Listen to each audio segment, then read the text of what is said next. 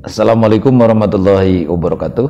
Para sahabat sekalian, pada kesempatan ini kita akan terus mengkaji tentang ilmu fikih, ilmu tata cara kita ibadah.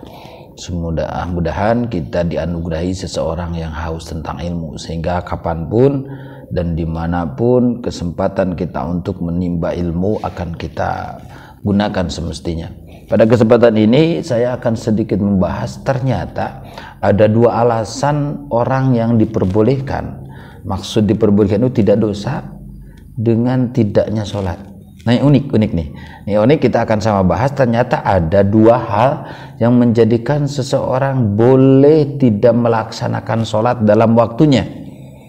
Jadi awas, hati-hati, bukan dalam arti tidak sholat sama sekali, tapi dalam hal ini kita akan bahas ternyata ada dua hal yang menjadikan seseorang halal, mubah, boleh tidak melakukan sholat dalam waktunya. Padahal udah waktu sholat tuh, ternyata boleh tidak sholat. Nah, unik nih, mari kita bahas. Ada sholati isnani, ada dua uzur sholat, artinya ada dua urusan syara. Ada dua alasan syara yang dimana siapapun orangnya, termasuk yang akan balik, tidak dosa tidak melaksanakan sholat dalam waktunya. Maksudnya bagaimana? Andai pun sholat sudah nyampe dan sudah masuk waktunya, bagi seseorang yang mengalami dua hal ini tidak dosa walaupun tidak melaksanakan sholat. Bahkan andai pun sampai sholat sudah habis waktunya, tidak apa-apa. Nah, pertanyaannya adalah bagaimana dan apa dua hal tersebut yang menjadikan kita boleh tidak melaksanakan pada waktu sholat udah masuk. Nah, ada dua. Satu adalah an-naumu, kedua adalah wanisyanu. Satu adalah ketiduran, dua adalah kelupaan. Nah, ini boleh. Tapi dengan catatan, diperbolehkan di sini adalah satu, bahwa tidurnya asli tidur. Maksud asli tidur itu dalam jarak rentan waktu sholat udah masuk, kita belum pernah bangun sama sekali. Ini asli kita ketiduran. Nah, pertanyaannya, andai kita dalam proses fase waktu tidur itu pernah mengalami bangun, dan bangun tersebut kita tahu waktu sholatnya udah masuk, maka yang diharamkan adalah pertama, selain daripada tidak sholatnya waktu itu, adalah dengan adanya kita tidur lagi setelah ingat, setelah sadar, setelah bangun bahwa waktu sholat udah masuk. Nah, bahkan bisa haram juga posisi tidurnya ketika seseorang meyakini dengan tidurnya, meyakini bahwa akan kelewat waktu sholat, maka tidurnya haram. Nah, orang yang lupa mode begini, kapankah sholatnya? Maka sholat dimanapun, kapanpun, ketika orang tersebut adalah sudah bangun. Jadi orang yang ketiduran ini, kapanpun dia bangun, di sanalah dia adalah melaksanakan sholat, walaupun waktu sholat sudah lewat, sudah habis. Contoh, waktu itu waktu duhur, ternyata duhur udah habis, bangun asar, ya sholat duhur saja. Nah, cuma karena waktunya udah habis, maka harusnya niat kodok. Kodok itu kalau bahasa kita bilangnya bayar utang lah gitu.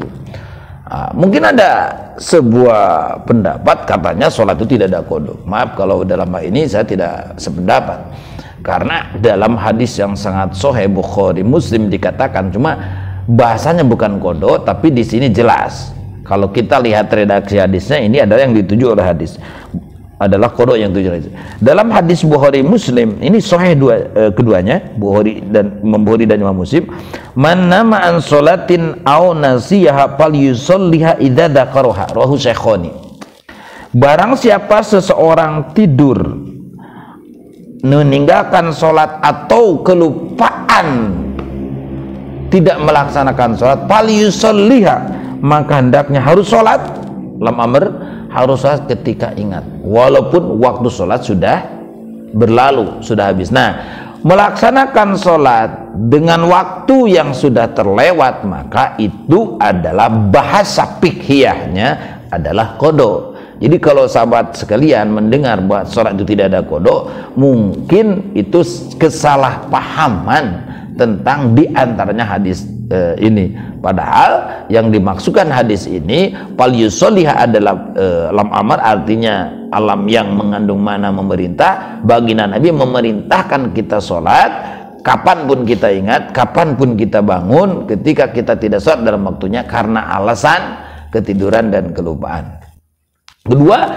Alasan kedua, boleh kita tidak melaksanakan sholat dalam waktunya itu adalah ketika kita kelupaan, wanisyanu kelupaan. Contoh kasus, kita dari jam 11 upama ada di ladang. Sungguh terjadi luar biasa, pekerjaan di ladang itu membuat kita asik sehingga kita lupa.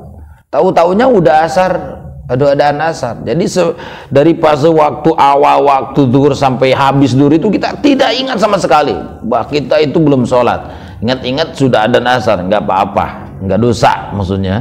Langsung aja ketika ingat kita langsung sholat zuhur. Nah pertanyaannya, bagaimana dengan sholat yang sudah masuk waktu yang baru, mode barusan? Apakah ketika kita lupa di ladang tidak sholat zuhur, selanjutnya kita ingat sementara waktu udah manjing, udah masuk waktu asar, mana yang didahulukan? Apakah sholat zuhur yang qada, apakah asar yang udah manjing waktunya, udah maksudnya? Maka bagaimana posisi ditinggalkannya sholat yang pertama, sholat zuhur kalau contoh yang barusan. Kalau ternyata zuhur kita ketinggalnya asli dikarenakan udur sara seperti benar kelupaan atau benar ketiduran, maka kita diperbolehkan mendahulukan qada ataupun mendahulukan ada yang waktunya barusan masuk, gak apa-apa gitu. Nah cuma kalau dikarenakan ditinggalkannya sholat yang pertama mereka zuhur tadi itu adalah bukan kelupaan yang asli, bukan ketiduran asli kayaning, contoh kasus kelalaian, maka sebagai bukti rasa tobat maka wajib qada yang didahulukan. Contoh kasus lain, model orang ketiduran, tapi ketiduran sebelumnya pernah dia bangun, dia sadar udah tahu bahwa waktu subuh udah masuk, ternyata dia tidur lagi. Nah ketika dia bangun ternyata udah habis waktu itu. Bagi orang tersebut andai sadar-sadarnya waktu zuhur, maka itu jelas waktu sholat harus diutamakan sholat subuh dulu, qada dulu sebagai pembuktian tobat, dikarenakan tidak sholat subuhnya adalah dosa, dikarenakan pernah bangun dan selanjutnya tidur lagi.